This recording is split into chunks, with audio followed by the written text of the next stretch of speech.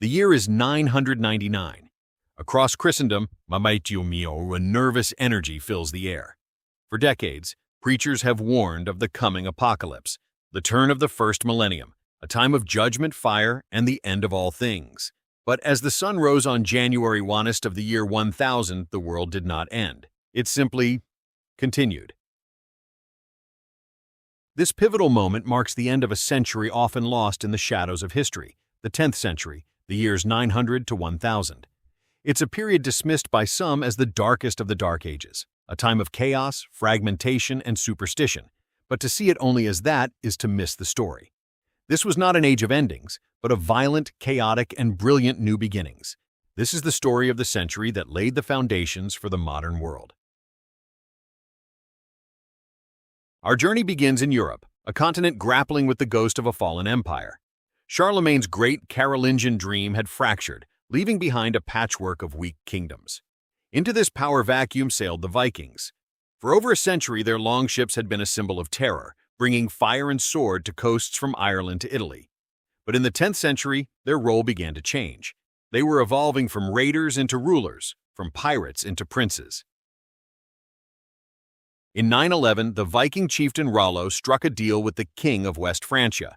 He and his men would cease their raids in exchange for a vast tract of land. They would guard the mouth of the Seine River against other raiders. This land became known as Normandy, the land of the Northmen. Within a few generations, these Vikings would adopt the local language, Christianity, and feudal customs, transforming into the formidable Normans who would one day conquer England. But their ambition wasn't limited to Europe. Across the storm-tossed North Atlantic, they pushed the boundaries of the known world. They colonized Iceland, established a fragile settlement in Greenland under Eric the Red, and right at the turn of the millennium, his son Leif Erikson would make landfall on the shores of North America, nearly 500 years before Columbus. Simultaneously, in the heart of the continent, the Slavic peoples were forging their own identities. In the 960s, Duke Mieszko I united several West Slavic tribes, and in a shrewd political move, accepted Latin Christianity in 966. This act founded the state of Poland, anchoring it firmly to Western Christendom. To the south, the Duchy of Bohemia, centered around the magnificent city of Prague, also consolidated its power, navigating a complex relationship with its powerful neighbor, the newly formed Holy Roman Empire. While the Vikings carved out new destinies, older kingdoms fought to consolidate their power. In England, the descendants of Alfred the Great continued his work of uniting the Anglo-Saxon kingdoms. In 927, his grandson, Aethelstan, won a decisive victory at the Battle of Brunanburh, a bloody clash that saw him defeat a combined army of Scots, Britons, and Dublin Vikings. He became the first man to be called King of all England, laying the groundwork for a unified nation. To the east, in the German lands of the former Carolingian Empire, another powerful ruler emerged. Otto I, known as Otto the Great, consolidated his rule over the German duchies and in 955 crushed the Magyar invaders at the Battle of Lechfeld, ending their devastating raids into Europe. In 962, in a ceremony echoing Charlemagne, the Pope crowned Otto as emperor. This was the birth of the Holy Roman Empire, a complex and powerful entity that would dominate Central Europe for centuries. Yet the very heart of Western Christendom, Rome itself, was in a state of crisis. The papacy of the 10th century was plagued by corruption and controlled by powerful Roman aristocratic families. This era, known grimly as the Saeculum Obscurum, the Dark Century, saw popes installed and deposed at the whims of influential matriarchs and local tyrants. It was a time of moral decay that stood in stark contrast to the spiritual authority the papacy claimed, a crisis that would eventually spark a powerful reform movement in the century to follow. Further south and east, however, the heir to the original Roman Empire was not in Rome, but in Constantinople. The 10th century was a golden age for the Byzantine Empire. Under the warrior emperors of the Macedonian dynasty, the empire experienced a dramatic resurgence. Military commanders like Nikephoros Phocas and John Tzimiskes pushed back the empire's enemies in the east, reclaiming lands lost for centuries. This military might was matched by a cultural renaissance. Ancient Greek texts were preserved and studied, art and architecture flourished, and the city of Constantinople itself stood as the largest and wealthiest in all of Christendom, a dazzling metropolis of gold, silk, and imperial power.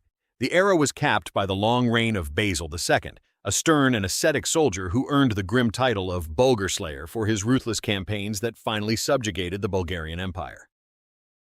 Byzantium's most lasting legacy from this century may have been cultural and religious. In the 980s, Vladimir the Great, Prince of the Kievan Rus', sought a new religion for his people. After sending emissaries to observe the faiths of the world, he was captivated by the reports from Constantinople. In 988, he converted to Orthodox Christianity, a decision that would shape the spiritual and cultural destiny of Russia, Ukraine, and Eastern Europe forever. On the vast steppes of Central Asia, another great migration was beginning, one that would irrevocably change the balance of power. Turkic peoples, famed for their horsemanship and military prowess, were moving west. Groups like the Seljuks converted to Islam in the late 10th century and began to serve as mercenaries for Islamic rulers.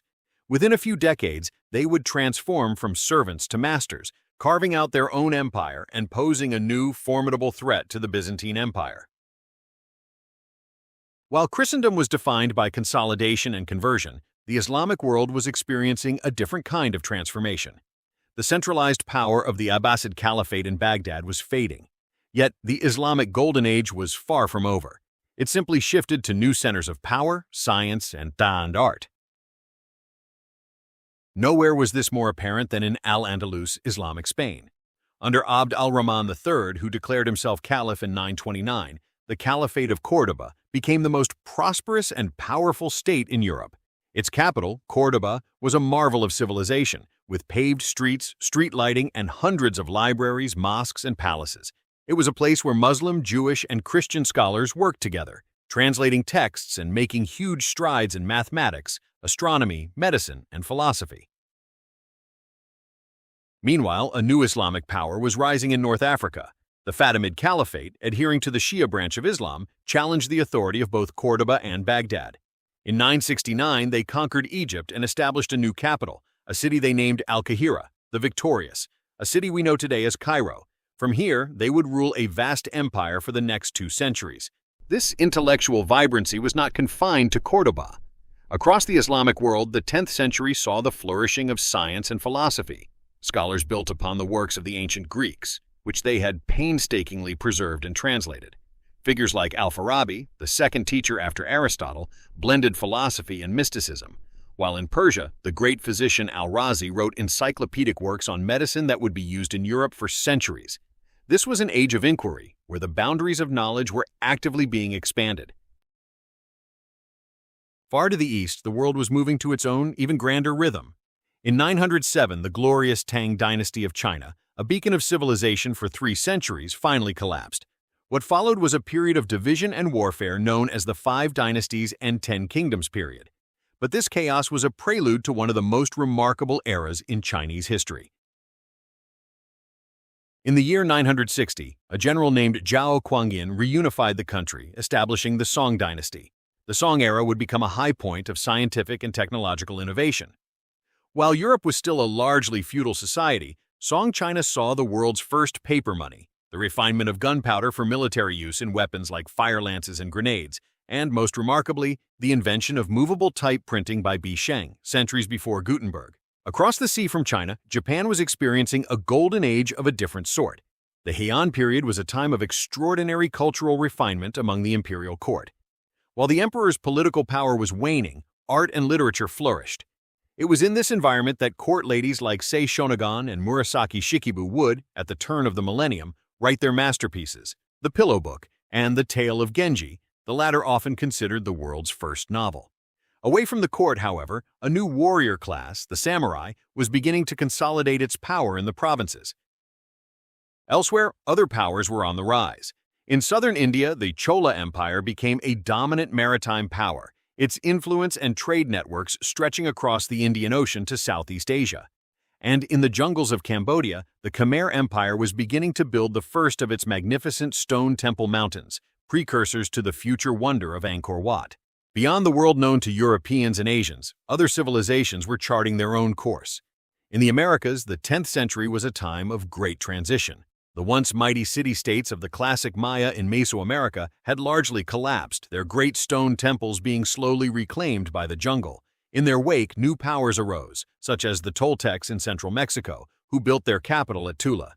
In North America, the ancestral Puebloan people were constructing their remarkable cliff dwellings, while the Mississippian culture began to flourish, building great earthen mounds and a city that would become Cahokia. As the 10th century drew to a close, the world was a very different place than it had been in the year 900. The great centralized empires of the past, the Carolingian, the Abbasid, the Tang, had fractured. But in their place, new, dynamic, and diverse powers had emerged. The Vikings had become Normans.